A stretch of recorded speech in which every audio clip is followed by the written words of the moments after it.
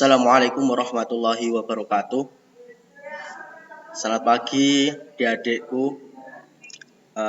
Perkenalan terlebih dahulu, nama saya Azmi Wafiq Muhammad. Saya mahasiswa UIN Sunan Kalijaga Yogyakarta yang melaksanakan PLP di MTS Raudhatul Muttaqin. Jadi saya di sini membantu Bapak Subrianto dalam mengampu mata pelajaran Sejarah Kebudayaan Islam kelas 7. Jadi pada materi SKI ini kita akan mempelajari tentang kondisi masyarakat pra-Islam. Jadi sebelum kita memulai pelajaran pada pagi hari ini, marilah kita berdoa terlebih dahulu. Kita berdoa dengan membaca basmalah bersama-sama. Bismillahirrahmanirrahim. Jadi langsung saja. Ketika kita berbicara tentang kondisi Arab pra-Islam, kita pasti sudah tidak asing dengan gambar di slide ini, yaitu tentang gambar berhala. Kita sudah tidak asing mendengar bahwa Arab sebelum Islam itu masyarakatnya menyembah berhala. Nah, jadi dalam kondisi masyarakat Arab sebelum Islam itu ada beberapa aspek yang belum kita ketahui. Jadi ada 4 aspek. Dan yang pertama itu aspek kepercayaan, kedua aspek sosial, ketiga aspek ekonomi, dan yang keempat aspek politik. Kita akan mempelajari yang pertama, yaitu kepercayaan masyarakat di Arab sebelum Islam, yaitu ketika Islam belum datang di Arab atau sebelum Islam, kepercayaan pada masyarakat pada saat itu yaitu mengikuti Nabi Ibrahim yang mengajarkan agama tauhid, ajaran tauhid, yaitu mengesahkan Allah. Kemudian dilanjutkan oleh putranya, yaitu Nabi Ismail. Kemudian setelah Nabi Ismail, sepeninggal Nabi Ismail, nah ini terjadi apa? Terjadi perbedaan, terjadi pergantian, yaitu yang dibawa oleh Amir bin Lu'ay. Jadi ketika Amir bin Lu'ay itu ketika pergi ke negeri Syam, itu melihat penduduk Syam, masyarakat Syam itu melakukan peribadatan, yaitu menyembah berhala. Kemudian Amir bin Lu'ay itu tertarik dan melihat, kemudian ingin mempraktekkan ritual peribadatan itu di kota Mekah. Kemudian Amir meminta salah satu berhala, yaitu bernama Hubal, itu untuk dibawa ke Mekah, kemudian untuk dijadikan berhala dan disembah.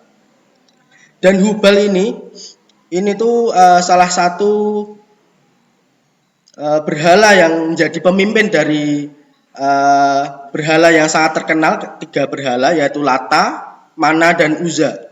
Nah, dari sinilah kita mengetahui pergeseran dari Nabi Ibrahim yang semula mengajarkan agama tauhid, diikuti Nabi Ismail, kemudian diubah oleh Amir bin Lu'ay atau pembesar. Nah, di samping menyembah berhala, jadi penyimpangan keimanan pada saat itu juga menyembah jin, menyembah ruh, dan menyembah malaikat. Ingat ya, jadi cuma enggak hanya berhala yang disembah, tapi juga menyembah jin dan malaikat. Nah, kemudian tata cara beribadatannya bagaimana? Tata cara peribadatan mereka dalam menyembah berhala yaitu berdiam di sisi berhala. Jadi berdiam di dekat berhala, berlindung kepadanya, memuji dan meminta pertolongan kepadanya. Kemudian ketika berhaji, mereka bertawaf mengelilingi berhala dan bersujud. Kemudian yang terakhir, mendekatkan diri kepadanya dengan memberikan berbagai sesembahan. Dan ketika menyembelih hewan, mereka menyebut nama-nama berhala tersebut. Jadi seperti itu tata cara peribadatannya. Kemudian maksud dari jahiliyah. Jadi yang dimaksud kondisi sebelum Islam datang itu kan kita sering menyebutnya dengan jahiliyah. Dan jahiliyah yang kita pahami sebetulnya adalah bukan masyarakatnya yang bodoh, bukan. Jadi jahiliyah yang dimaksud adalah masyarakat atas penyimpangan ajaran-ajaran tauhid.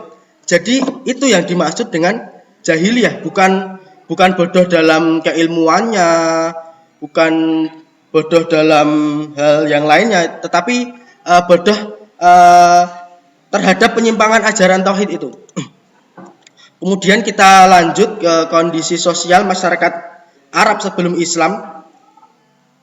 Jadi bangsa Arab memiliki berbagai macam karakter positif yang menjadikan mereka disegani bangsa lain. Kemudian, namun karakter positif tersebut terkikis oleh kejahiliahan mereka sendiri. Jadi ada sisi positifnya dan ada sisi negatifnya. Dan yang di sisi positif itu di negara Arab, bangsa Arab itu terkenal dengan syairnya dan pemberani. Masyarakatnya itu ahli dalam bersyair, pemberani, karakternya baik, kemudian sangat bertanggung jawab, mempunyai ketahanan fisik yang kuat, dan mempunyai jiwa kepemimpinan yang kuat. Adapun kebiasaan-kebiasaan buruknya juga sangat banyak. Mereka itu sering minum minuman khamr, minuman-minuman yang beralkohol, kemudian berjudi, berzina, merampok dan sebagainya. Dan yang paling kebiasaan yang paling buruk adalah kebiasaan ketika ada seorang bayi perempuan. Jadi seorang bayi perempuan itu di dalam pandangan mereka adalah sesuatu yang aib. Jadi harus dibunuh. Kemudian lanjut ke kondisi ekonomi masyarakat Mekah sebelum Islam. Jadi masyarakat kondisi perekonomiannya yaitu yang pertama itu perniagaan di daerah perkotaan itu berdagang, terutama di kota Mekah itu menjadi sentral perdagangan. Dan di dalam perdagangan itu juga adalah tidak hanya kita melakukan transaksi jual beli saja, tetapi juga melakukan syair-syair, penyair itu pada bertemu di situ. Kemudian ada di sektor peternakan itu hewan ternaknya meliputi domba, yang diambil adalah hasilnya itu seperti susunya, kemudian dagingnya dan bulunya. Kemudian yang ketiga yaitu di sektor pertanian. Ini adalah daerah-daerah yang mempunyai tanah yang subur. Kemudian lanjut politik bangsa Arab sebelum Islam. Jadi di negara Arab sebelum Islam datang itu dipengaruhi oleh 3 kekuatan politik besar. Yang pertama itu adalah Kekaisaran Bizantium, kemudian Kekaisaran Persia, dan dinasti Himyar. Jadi ketiga kekuatan politik itu yang mempengaruhi kinerja politik pada masa sebelum Islam.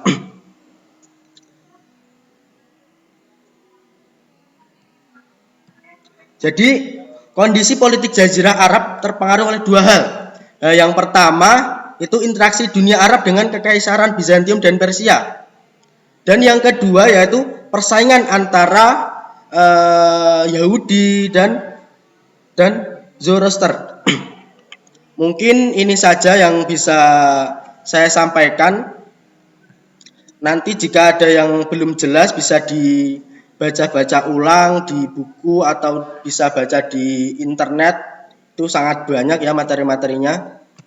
Jadi tadi kita ulangi, yang pertama itu ada 4 aspek sebelum Islam datang, yaitu aspek kepercayaan yang semula itu adalah ajaran tauhid yang dibawa Nabi Ibrahim kemudian berubah menjadi menyembah berhala. Dan yang kedua itu aspek sosial, itu mempunyai karakter yang positif dan juga ada yang negatif. Yang positif itu seorang yang pemberani kemudian bertanggung jawab, dan yang sisi negatif adalah sering berjudi, mabuk-mabukan. Dan yang ketiga itu adalah aspek ekonomi, tadi ada perniagaan, kemudian ada peternakan dan juga pertanian. Dan yang terakhir adalah aspek politik. Mungkin ini saja yang bisa saya sampaikan. Apabila ada yang kurang jelas nanti bisa ditanyakan via online. Dan nanti saya akan memberikan tugas untuk pertemuan berikutnya. Jadi untuk pertemuan berikutnya nanti akan ada tugas, silahkan dipelajari tentang kondisi Arab sebelum Islam datang. Mungkin ini saja yang bisa saya sampaikan. Tetap jaga kesehatan, tetap semangat. Saya akhiri, wassalamualaikum warahmatullahi wabarakatuh.